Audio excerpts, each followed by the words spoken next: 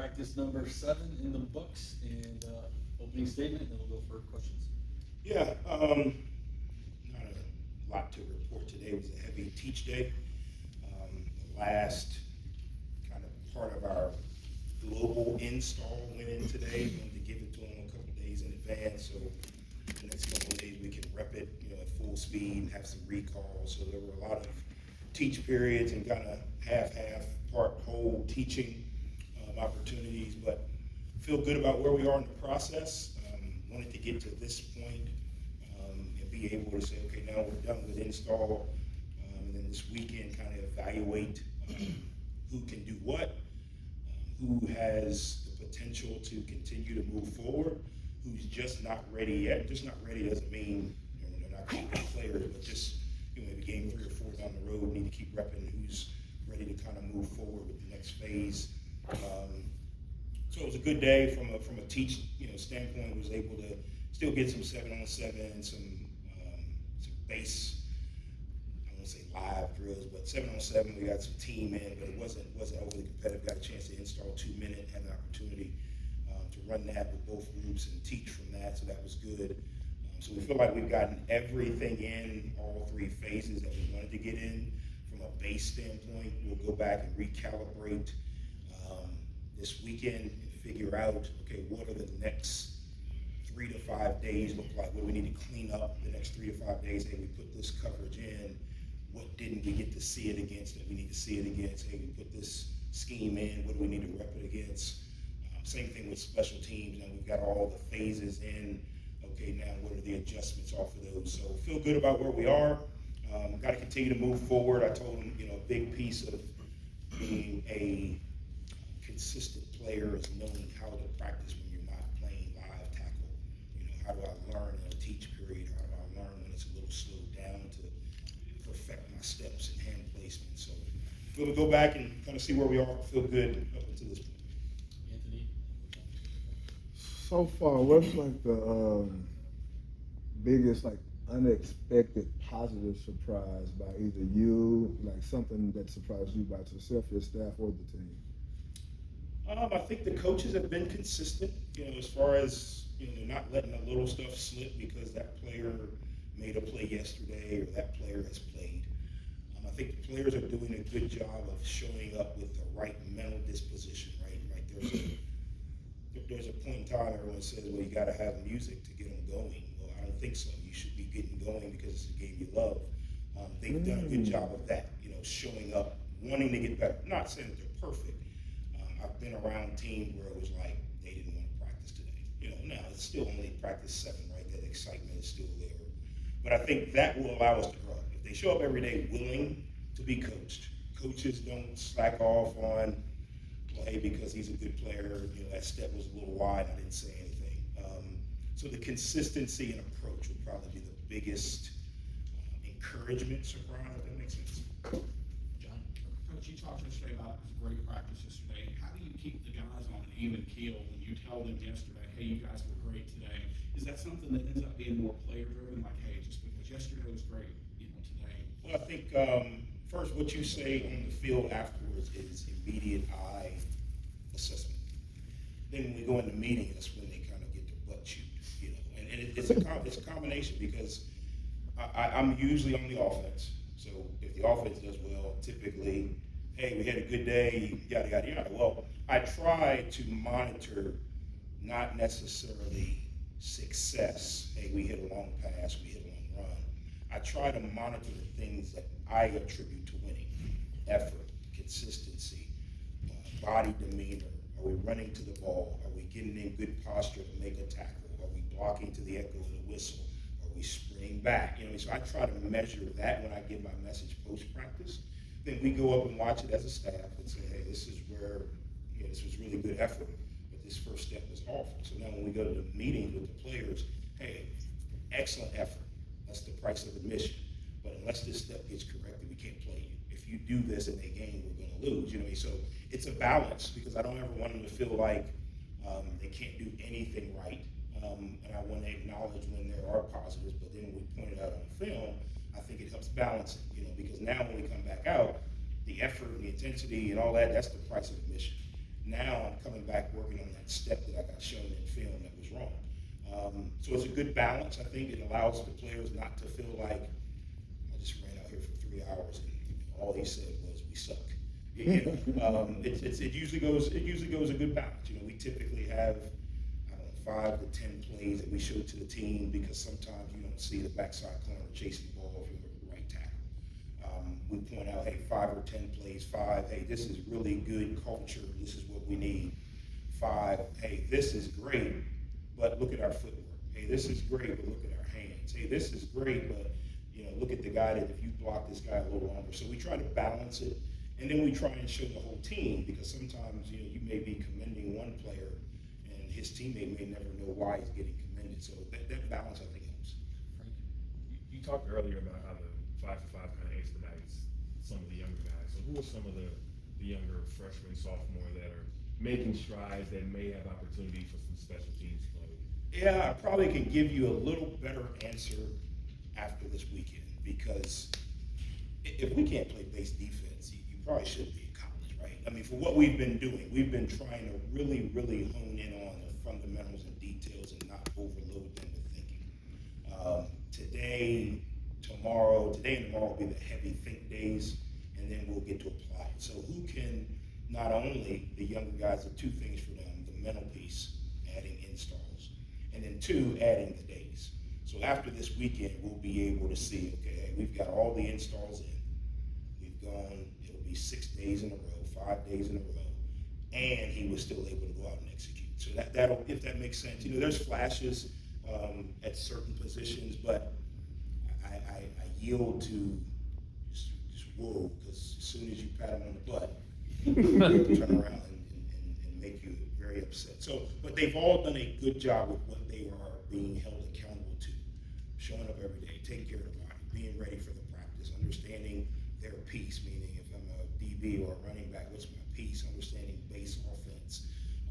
We'll know after this weekend because physically for them, this is about as heavy as it'll get, if that makes sense. 4 days in a row with pads on, whatever it is, good weather, installs loading up. My body naturally is starting to feel that kind of middle of camp feel. I got to continue to rehab. Now can I think without a coach yelling, hey, back up, move in, hey, be ready, look at this. So this weekend will give us a good, okay, he's got a chance. That makes sense. Jeff? Coach, the other day you talked about Dr. Hargrave being out of practice, and it's maybe not a direct camp question, but he, on the email list, got the email today, he puts out his president's perspective, and it had the tour of the new student housing over here about 150 yards away. But just kind of wanted to get your thoughts on, from the time interview process, the time you got on campus, to the summer leading up to camp, where you see, the new student housing or your academic center that's nearing completion, the football stadium, the soccer stadium to be going up. Just your general thoughts on what it's like to be, at an institution, whether it's the institution or the athletic department of Dr. Scott, that's so kind of forward-thinking, and Dr. Scott doesn't like me to say aggressive, but progressive, and the effort they put into pushing the school forward. It's a good question. The one thing I can say is from the beginning of the process, the initial, would you be interested? Here's what we have planned. Here's what we are going to do. Here's what's already in progress. The administration from the top down has been spot on. And I'm not just saying that. Typically, everyone says, oh, we're going to build 25 new stadiums. And you're like, where's the bulldozer? But everything they said is spot on. I mean, and they're doing their part. And that was one of the major reasons why I chose to come here, right? Because there's always programs that have aspirations. This program not only had aspirations, but they had plans in progress. They didn't just have blueprints on the wall with, hey, we're going to build Disney World over here in East Memphis in 2 years, and this is what it's going to look like. But they actually had a plan. They had timelines. They had very detailed, hey, this is going to happen at this point in the season. This is going to happen at this point in the spring. And they've been spot on. Now it puts pressure on us as coaches, not just me, the football coach, but the athletic staff, to do our part. I talk a lot about alignment. I talk a lot about everyone being on the same page. from the top down, people on the board all the way down to Dr. Scott, everybody in line, Dr. Hargrave being in that. Everything they said they were going to do, they've done. I guess now it's my turn. But again, and that's what you look for, and that's what separates Memphis from a lot of other places, and that's not a knock to other places. Some other places have aspirations, but they're waiting on funding, or they're waiting on approval. Everything that Dr. Hargrave and Dr. Scott said they were going to do has been done. Obviously, there are still other things and next steps, and it wasn't just, the beauty of Memphis and this university, it wasn't just a football push. And that's where you can tell the difference between, in my opinion, big time programs and programs that are still, working towards improving. It's an athletic university push. There are some things going on the athletic side that are very progressive. Like you said, it's not just a football dorm. That's, that village is for all students. The other arenas that have been improved, that to me shows the country. Memphis is serious about progressing. Again, I know everybody's, you always talk about going to the P4. I'm not shying away from progression. I love the American Conference. I think we're blessed to be in it. But any child who grows up should have dreams. And we as the adults should be teaching them how to dream and work. That's what I do. Now, if we don't win, we ain't going nowhere. That's easy. But again, I'm not trying to be disrespectful to any conference. I'm not trying to be overly confident. I'm teaching the guys in the locker room how to set a goal and work towards it. Now, there's going to be some roadblocks. There's going to be some stumbles. But if we're working towards a goal, if we fall short, then we know we worked our tail off towards that goal. But I think that what you just explained is exactly why it's a university, community, city push to progress. Now, of course, if things don't go right in tennis, we got to redirect and improve. Things don't go right on our defense, we have to improve. But I think, again, the university as a whole has a progressive mindset. And I think in today's college athletics, you have to have it. I don't know how to come back after a question. Yeah, that was great. I gave me a chance to really address the president, my AD. I didn't have to talk about how bad we are on offense, or defense, or special teams. That was awesome. Anybody else got a question? Who's going to last next? Yes. What I was going to ask, you mentioned earlier, a few minutes ago, about the no music thing. Like when you first got here and you made that announcement, you got some national headlines and people weren't on board with it. Maybe you've addressed it, I'm not familiar. What was like the team's response to it immediately, and how have they adjusted and adapted to like the no music in practice? Kids will do what you tell them to do. This is a benevolent dictatorship here. I'm going to tell you what you're going to do. I'm going to show you how to do it, or I'm going to show you the door. Sounds very, very, very mean, but this world is not nice. So if you can't get in line with the company standards, find another job. If you don't like wearing the brown uniform, you can't work for UPS. They won't let you wear a red shirt. Fair enough. So, and again, it comes off as very direct and honest. I don't have a lot of time with these guys to dilly-dally around and not be direct with them, because when they leave here, the world is not going to say, hey, you get 3 or 4 years to figure it out. It's going to hit you in the face. So, no, it wasn't, we didn't discuss it. We just went out there. There was no music. They practiced. Again, let me say this. There's other ways to skin a cat. There's other teams that do different things. I think that's the beauty of the world we live in. There's a lot of different ways to be successful. I'm not saying that this is the only way to be successful. This is the way we do it here at Memphis. Some other schools have different philosophies that work.